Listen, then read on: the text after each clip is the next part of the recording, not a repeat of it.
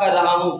ایک بہت بڑے فتنے، ایک بہت بڑے دجال، کذاب، کاذب کے بارے میں آپ کی توجہ دلا رہا ہوں۔ وہ کاذب دجال کون ہے؟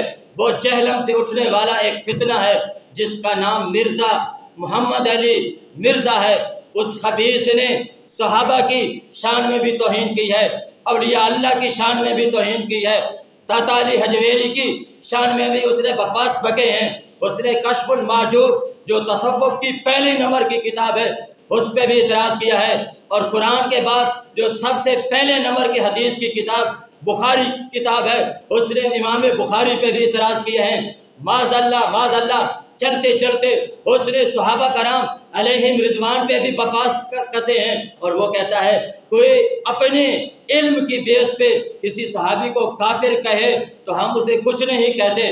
معاذ اللہ اس کی اتنی زبان درازی سے صحابہ کی بھی توہین ہوتی ہے، اور پھر وہ بکواس کرتے کرتے اس کی زبان اتنی لمبی ہو گئی، اس نے ہمارے آقا صلی اللہ علیہ وآلہ وسلم کے بارے میں کہتا ہے کہ یہودی کہتے ہیں یہ چھوکرا ہے۔ تو کسی کتاب میں کہیں ہسٹری میں ہمارے آقا کے بارے میں کسی یہودی نے لفظ چھوکرا استعمال نہیں کیا، تو اس بدبخت نے ہمارے آقا صلی اللہ علیہ وآلہ وسلم کے خلاف ایسا گھٹیا جملہ بولا، اور پھر ہمارے علماء نے احتجاج کیا، اور براڑیاں شریف کے پیر صاحب نے باقاعدہ اس پہ احتجاج کرتے ہوئے وہاں جہلم کے تھانہ میں گئے، اور خوش قسمتی یہ ہے کہ اس پہ گستاخی بے ادبی والی اور عین پاکستان کے تصادم والی FIR درج ہو چکی ہے۔ اور آگے یہ کہتا ہے، آپ کو پتہ ہے مرزا قادیانی اینڈ کمپنی قادیانی کون ہے؟ اب بولے کافر ہے۔ قادیانی کون ہے؟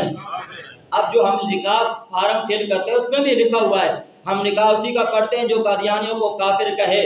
اب یہ بدبخت کہتا ہے کہ قادیانی ہمیں کافر کہتے ہیں اس لیے ہم انہیں کافر کہتے ہیں۔ اگر قادیانی ہمیں کافر کہنا چھوڑ دیں تو پھر وہ کافر نہیں ہے۔ یہ ایسا بدبخت ہے، اس لیے ہم انہیں کافر نہیں کہتے کہ وہ ہمیں کافر کہتے ہیں۔ اگر مرزا قادیانی اور اس کی قوم نے ہمیں مسلمان کہیں پھر بھی ہم انہیں کافر کہیں گے، کیونکہ ختم نبوت کے وہ منکر ہیں اس لیے وہ کافر ہے۔ اور یہ مرزا جہنمی بدبخت یہ گستاخ بے ادب کہتا ہے کہ قادیانی اگر ہمیں کافر نہ کہیں تو وہ کافر نہیں ہے۔ تو اب اس پہ FIR درج ہو چکی ہے۔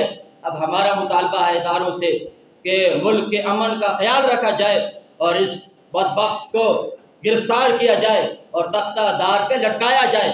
جب قانون حرکت میں نہیں آتا تو پھر کوئی مجاہد کھڑا ہو جاتا ہے، تو اس لحاظ سے قانون کو حرکت میں آنا چاہیے، اسے گرفتار کرنا چاہیے، اس کے بیانات کی تحقیق کرنی چاہیے کہ کس حد تک ہیں، اور گستاخی جب ثابت ہوتی ہے اور باقاعدہ گستاخی ثابت ہونے پہ ہی FIR درج ہوئی ہے، اب یہ ہے کہ مزید تحقیق کر کے جس سزا کا یہ مستحق بنتا ہے وہ سزا اسے ضرور دینی چاہیے۔ وآخر دعوانا الحمدللہ رب العالمین۔